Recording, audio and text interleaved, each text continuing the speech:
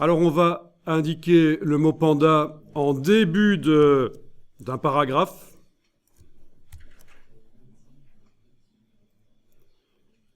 Voilà, je suppose que vous avez un paragraphe comme moi ici. Vous tapez le mot panda avec une majuscule. Voilà.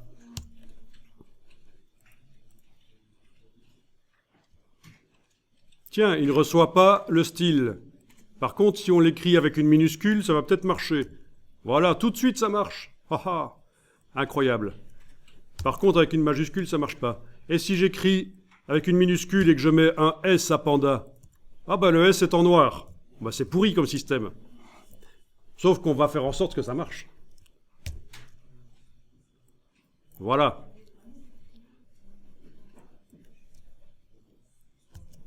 Donc indiquer... Oui, ça c'est les yeux du panda, c'est une erreur. Indiquer panda avec une majuscule et un S. Voilà. Ben oui, parce que quitte à mettre un style automatiquement sur un mot, autant aussi le mettre sur ses variantes orthographiques. Avec la flèche noire, vous cliquez à côté de tout. Donc rien n'est sélectionné. Vous allez double-cliquer sur le nom du style, corps du texte, body nouveau. Voilà. Vous allez dans la partie... C'est le style de paragraphe, donc. Hein. Vous allez dans la partie style grep. Et on va modifier ici un peu les choses. Voilà. Alors, juste avant le P minuscule ici, on va mettre une barre verticale. Alors, on va tester. Est-ce que chez vous, quand vous enfoncez Alt-Shift-L, ça vous fait une barre verticale? Excellent. Donc, j'ai tapé ça dans Google, parce que la barre verticale, ça s'appelle la pipe en anglais. Et la pipe, en fait, hein, c'est le tuyau. Voilà.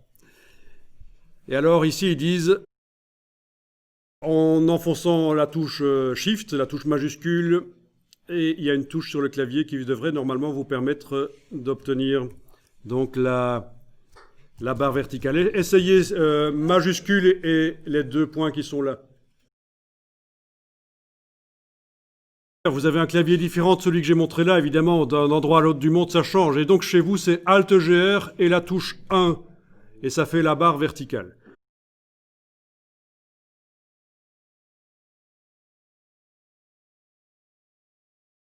Vous allez ici faire Alt majuscule parenthèse.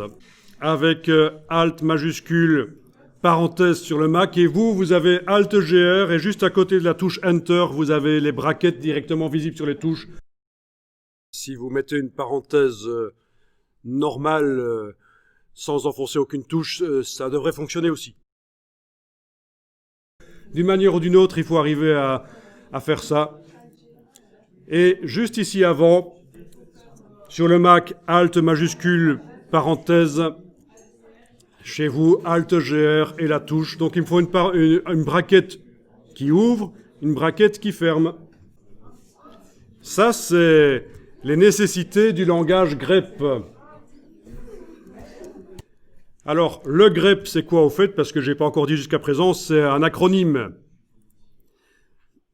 C'est un acronyme, c'est un système qu'on rencontre dans plein de programmes différents, en web aussi. Et c'est l'acronyme de, je vais plutôt aller vers la version ici, Globally Search a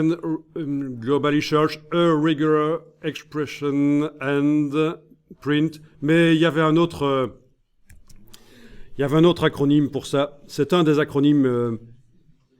Donc ça a été inventé par ce monsieur. Et c'est pour faire du rechercher remplacer automatisé. Quand vous avez des pages web avec du code, vous voulez remplacer des parties de code, ça peut très bien aider. Je l'ai utilisé notamment dans Dreamweaver à une époque pour manipuler le code. Le grep, ça marche très bien. Donc vous savez que c'est un langage spécialisé pour la recherche et le remplacement de portions de texte ou de code. Alors ici, je reviens, et ce qu'on va indiquer, c'est les deux variantes d'orthographe. Voilà, entre le bracket ouvrant, excusez-moi de l'expression, et la barre, je mets le P majuscule, Et entre la barre et le bracket fermé, je mets le P minuscule. Et logiquement, ça devrait appliquer. On va voir.